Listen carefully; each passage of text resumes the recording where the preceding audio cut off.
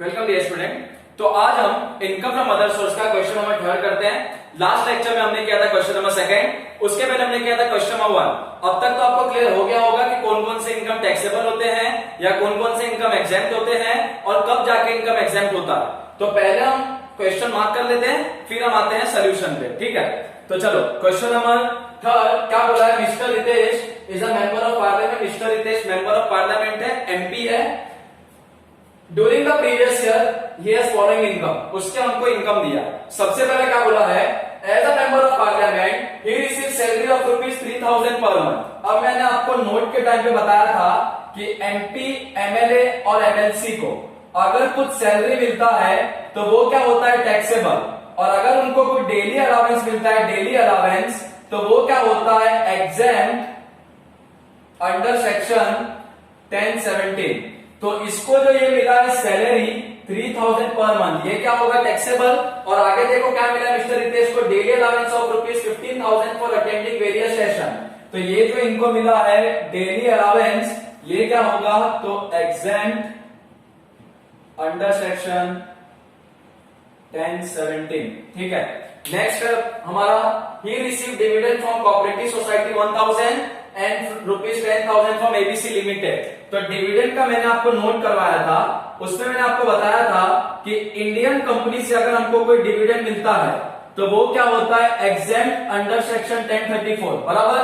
और अगर यही डिविडेंड हमको मिलता है फॉरेन कंपनी से, फॉरेन कंपनी, या मान लो कि हमको मिलता है कोऑपरेटिव सोसाइटी से, तो फॉरेन कंपनी या कोऑपरेटिव सोसाइटी से अगर हमको डिविडेंड मिलता है तो वो क्या होता है, टैक्सेबल। तो यहां पे देखो, इनको डिविडेंड फ्रॉम कोऑपरेटिव सोसाइटी से कितना मिला, 1000, तो ये टैक्सेबल होगा। और इनको 10,000 मिला from ABC limited. ABC limited का मतलब कंपनी। अब लिखा नहीं है इंडियन कंपनी की फॉरेन कंपनी, तो अज्यूम करने का इंडियन कंपनी है। और इंडियन कंपनी से कोई भी डिविडेंड अगर मिलता है तो वो होता है एग्जेम्प्ट अंडर सेक्शन 1034। ठीक है, नेक्स्ट है he has won ₹9,000 crossword puzzle, मतलब विनिंग्स है। विनिंग्स मैंने बताया था कहीं से भी होगा, तो विनिंग्स को हम क्या लिखते हैं, टैक्सेबल। उसके बाद he has let machinery and furniture and also building at a monthly rent of 6,000। इसने मशीनरी और फर्नीचर को बिल्डिंग के साथ रेंट पे दिया, इसको बोलते हैं कंपोजिट रेंट। और कंपोजिट रेंट मैंने आपको बताया था, कंपोजिट रेंट क्या होता है, फुल्ली टैक्सेबल। तो ये जो इसका मंथली रेंट है, कितना इसका मंथली रेंट, ₹6,000, तो ये रहेगा फुल्ली टैक्सेबल, जो इसका मंथली रेंट है। ठीक है, उसके बाद इसके कुछ एक्सपेंस भी है इसके लिए। तो बोला है ही spent ₹4,500 on the repair of machinery and furniture and building. Repair पे खर्चा किया 4,500। और इसने और एक खर्चा किया, तो depreciation allowed in respect of this asset 18,000। तो टैक्सेबल इनकम पे कोई भी खर्चा होता है दोस्तों, क्या करते हैं, डिडक्ट। और ये हमने कहा देखा नोट नंबर 3 में, तो डिडक्शन अंडर सेक्शन 57 एक्सपेंसेस के लिए। उसके बाद director meeting fees for attending board meeting जो डायरेक्टर्स करते हैं वो क्या होता है, तो फुल्ली टैक्सेबल। हमने डीडब्ल्यू रामू फकीर जी में देखा था। उसके बाद है बैंक इंटरेस्ट। तो इंटरेस्ट के लिए मैंने आपको बताया था कि इंटरेस्ट के केस में क्या था, हमने नोट नंबर 1 पूरा किया था इंटरेस्ट के लिए। तो इंटरेस्ट में मैंने आपको बताया था कि जो इंटरेस्ट इनकम होता है, इंटरेस्ट इनकम, अगर इंटरेस्ट इनकम गणपत पीके आरसी पे है, gold deposit bond, national plan certificate, post office saving bank account, treasury saving certificate, public provident fund, Konkan railway corporation bond, relief bond, capital investment bond, अगर ये सब जगह पे से इंटरेस्ट मिलता है तो एग्जेम्प्ट अंडर सेक्शन 1015। और ये जो पी है इस पे अगर इंटरेस्ट मिलेगा तो एग्जेम्प्ट अंडर सेक्शन 1011। और बाकी अगर कहीं से मिलेगा इंटरेस्ट तो क्या होगा, टैक्सेबल। अब ये जो बैंक इंटरेस्ट है ये गणपत पीकेआरसी में नहीं आता है, तो ये तुम्हारा क्या होगा, फुल्ली टैक्सेबल। उसके बाद है interest on treasury saving deposit certificate. तो ये देखो यहाँ पे जो टी है ये यही है, interest on treasury saving deposit certificate. ये क्या होता है, एग्जेम्प्ट अंडर सेक्शन 1015। तो यह आपका होगा एग्जेम्प्ट अंडर सेक्शन 1015, करेक्ट। उसके बाद देखो एक जगह और इंटरेस्ट मिला है, interest on post office saving bank account. ये भी है तुम्हारा गणपत पीकेआरसी में, तो पी है वो पोस्ट ऑफिस के लिए ही है। तो ये भी आपका एग्जाम्प्ट होगा, exempt under section 1015 up to ₹3,500। आप नोट नंबर 1 देख लो, मैंने बताया था कि पोस्ट ऑफिस पे जो इंटरेस्ट मिलता है खाली 3,500 उसमें से एग्जाम्प्ट होता है, 3,500। ठीक है, उसके बाद रॉयल्टी इनकम 20,000 फुल्ली टैक्सेबल होगा, और उस पे एक्सपेंसेस है, टैक्सेबल इनकम पे एक्सपेंस को क्या करते हैं, डिडक्ट। तो एक तो ये टैक्सेबल होगा, और क्या होगा, डिडक्शन अंडर सेक्शन 57। उसके बाद है गिफ्ट फ्रॉम ग्रैंडफादर। मैंने गिफ्ट का एक नोट नंबर 2 करवाया था कि गिफ्ट 3 तरीके से मिल सकता है, मनी में, इमूवेबल में, मूवेबल में। मनी में क्या बताया, 50,000 तक होगा तो एग्जाम्प्ट, उसके ऊपर होगा तो टैक्सेबल। इमूवेबल में क्या बोला, 2 कंडीशन, एक होगा विदाउट कंसिडरेशन, मतलब फ्री में गिफ्ट मिला, तो उस केस में अगर वैल्यू 50,000 से ज्यादा है तो टैक्सेबल, 50,000 से कम है तो एग्जाम्प्ट। उसके बाद अगर इनएडुकेट कंसिडरेशन होगा, मतलब कि 2 लाख का चीज तुमको 1 लाख में मिल गया, तो उसको बोलते हैं इनएडुकेट कंसिडरेशन। तो उस केस में जो स्टैंप ड्यूटी वैल्यू होता है, कंसिडरेशन जो होता है, दोनों का डिफरेंस निकालने का, अगर वो 50 से ज्यादा है तो टैक्सेबल, 50 से कम है तो एग्जाम्प्ट। और उसके बाद मैंने थर्ड केस बताया था मूवेबल, मतलब कार बाइक, अगर ये सब गिफ्ट में मिला तो अगर उसका वैल्यू 50,000 से ज्यादा है विदाउट कंसिडरेशन के केस में, तो वो टैक्सेबल होगा, वरना एग्जाम्प्ट होगा। और अगर इनएडुकेट कंसिडरेशन में मिला, जैसे कोई कार का दाम है 5 लाख, हमको 2 लाख में मिल गया, तो उस केस में देखने का जो मार्केट वैल्यू है कार का और जो कंसिडरेशन है, अगर उसके बीच का डिफरेंस 50,000 से ज्यादा है तो टैक्सेबल, उससे कम है तो एग्जाम्प्ट। और नीचे 6 केस बताया था कि अगर गिफ्ट रिलेटिव से मिला, या मैरिज के टाइम पे मिला, या इनहेरिटेंस में मिला, या किसी ट्रस्ट से मिला, या कोई एजुकेशनल इंस्टीट्यूशन हॉस्पिटल से मिला, तो ये सब केस में गिफ्ट क्या होता है, फुल्ली एग्जाम्प्ट। अब यहाँ गिफ्ट किससे मिला है, ग्रैंडफादर से, मतलब रिलेटिव से। रिलेटिव से गिफ्ट मिला कितने का भी हो, 50,000, 60,000, 1 लाख, 2 लाख, ये तुम्हारा होगा फुल्ली एग्जाम्प्ट। एग्जाम्प्ट सेक्शन होगा under section 56 to 7, 56 sub section 2 intersection 7। ठीक है, तो ये था आपका क्वेश्चन, और उस क्वेश्चन को हमने मार्किंग यहाँ पे किया है। तो आप लोग ये क्वेश्चन को कॉपी कर लो, फिर हम इसका सोल्यूशन करते हैं। तो इसको आप एक बार कॉपी कर लो।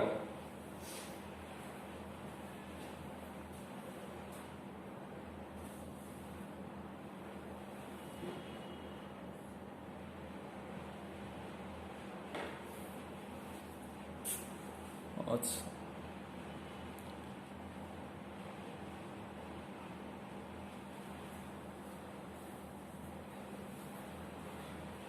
ठीक है, चलो आते हैं सोल्यूशन पे।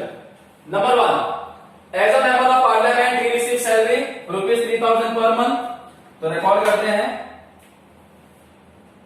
Receive as member of parliament. As a member of parliament उसको क्या मिला है, तो उसको मिला है सैलरी।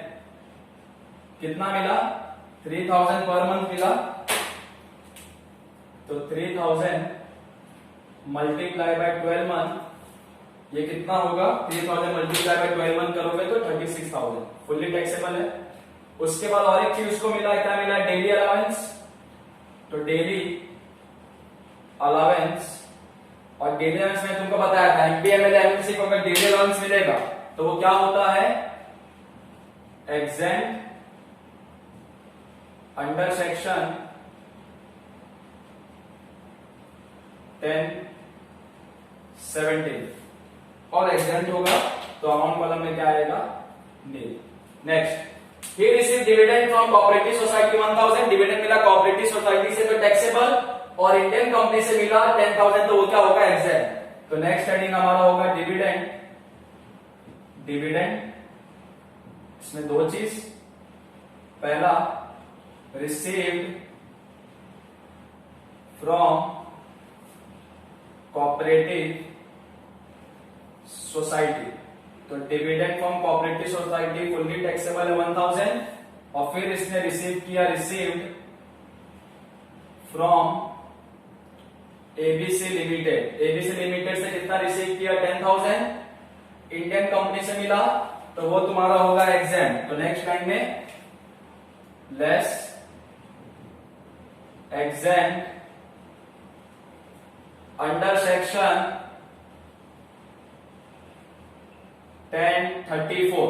ठीक है, और कितना एग्जाम, तो फुल्ली एग्जाम 10,000, बाहर क्या बचेगा, nil. Next, he has won ₹9,000 crossword puzzle, तो विनिंग्स है ये, तो लिखते हैं इसको winnings in crossword puzzle 9,000 fully taxable, winnings हमेशा फुल्ली टैक्सेबल होता है। उसके बाद he has let machinery furniture and also building at a monthly rent of 6,000, building को एसेट के साथ दिया तो इसको कंपोजिट रेंट भी बोलते हैं, तो लिखते हैं letting of building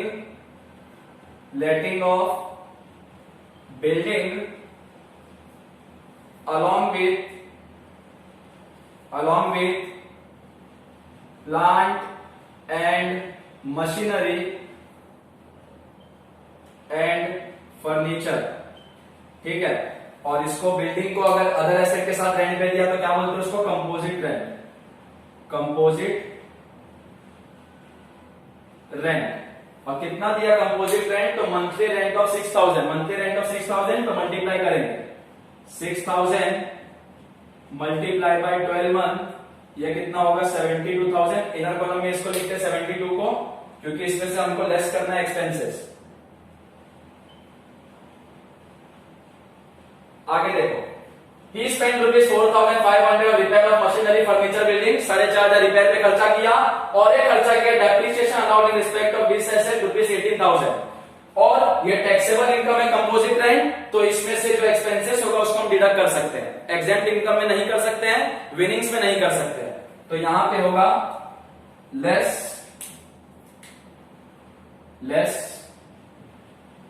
deduction under section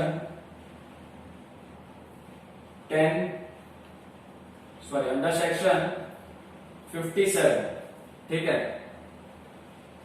deduction under section 57 दो चीज का, एक रिपेयर का होगा और एक डेप्रिसिएशन का। Repair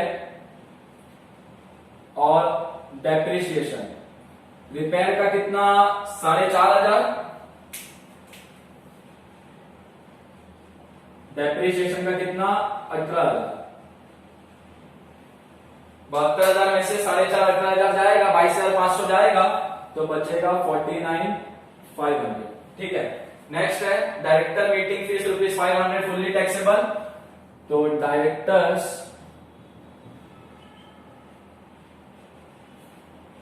meeting fees ₹500 fully taxable. उसके बाद है बैंक इंटरेस्ट ₹1,000, ये भी फुल्ली टैक्सेबल है, तो बैंक इंटरेस्ट कितना है 1,000, तो ये भी फुल्ली टैक्सेबल होगा।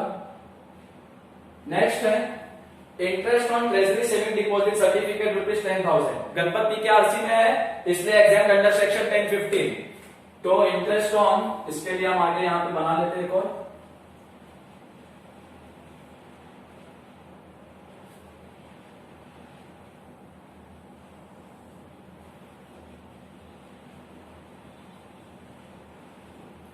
particulars amount दोनों में ₹, ठीक है। और ये ऊपर हमारा एक चीज छूट गया था, स्टेटमेंट ऑफ इनकम और other source of mister Ritesh for previous year 2019-20, जो अपना ईयर है, ठीक है। अब ये करते हैं interest on treasury saving deposit certificate, तो इंटरेस्ट ऑन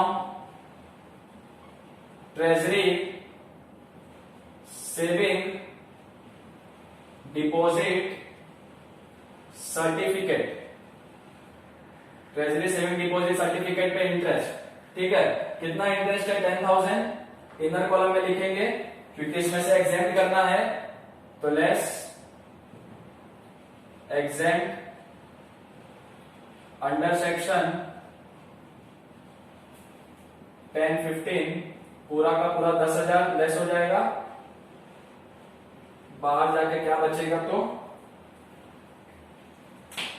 नील। नेक्स्ट है तुम्हारा interest on post office saving bank account 5,000 मिला है, वो भी एग्जाम्प्ट होगा, तो interest on post office saving bank deposit मिला कितना है 5,000। ठीक है, इसमें से करेंगे लेस एग्जेम्प्ट अंडर सेक्शन 10-15 कितना खाली 3,500। नोट नंबर आप चेक कर लेना कि पोस्ट ऑफिस में से जो भी इंटरेस्ट अपने को मिलता है 3,500 उसमें से लेस होता है 1,500 आउटर कॉलम। नेक्स्ट है रॉयल्टी इनकम 20,000 टैक्सेबल है। Royalty income 20,000 taxable but inner column में लिखेंगे क्यों? बिकॉज यहाँ पे एक्सपेंस है 5,000 तो टैक्सेबल इनकम में से एक्सपेंस को डिडक्ट करते हैं अंडर सेक्शन 57 में। तो less deduction under section 57 5,000 less होगा, बाहर कितना बचेगा 15,000। ओके, लास्ट है गिफ्ट फ्रॉम ग्रैंडफादर रिलेटिव से गिफ्ट मिला, कितने का मिला फुल्ली एग्जेम्प्ट होता है। तो गिफ्ट फ्रॉम ग्रैंड फादर 75,000 उसको करेंगे फुल्ली एग्जेम्प्ट। तो less exempt under section 56 sub section 2 intersection 7। पहले ब्रैकेट को बोलते सब सेक्शन, सेकंड ब्रैकेट को इंटरसेक्शन। पूरा का पूरा 75,000 लेस हो जाएगा। आउटर कॉलम जाके क्या बचेगा तो नहीं। लास्ट में इसका टोटल करते हैं और वो टोटल को क्या बोलते हैं तो taxable income from other sources. Outer column का टोटल करेंगे 36, मैं भी करता हूं आप भी करिए। 37,009 46,000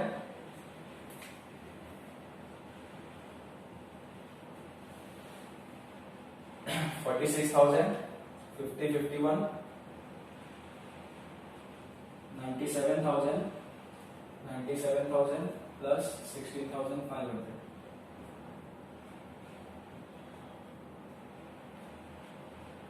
1,13,500 113,500 113,500 तो 1,13,500 ये हो गया आपका टोटल। तो आप लोग इसको सॉल्यूशन को कॉपी कर लीजिए। पहले तो हमने क्वेश्चन को कॉपी किया है, सॉल्यूशन कॉपी कर लीजिए। तो आज के लेक्चर के लिए इतना ही था। नेक्स्ट लेक्चर में हम और एक क्वेश्चन देखेंगे इनकम फ्रॉम अदर सोर्स का। फिलहाल आज के लिए इतना है, आप कॉपी करिए सॉल्यूशन और ये क्वेश्चन एंड सॉल्यूशन।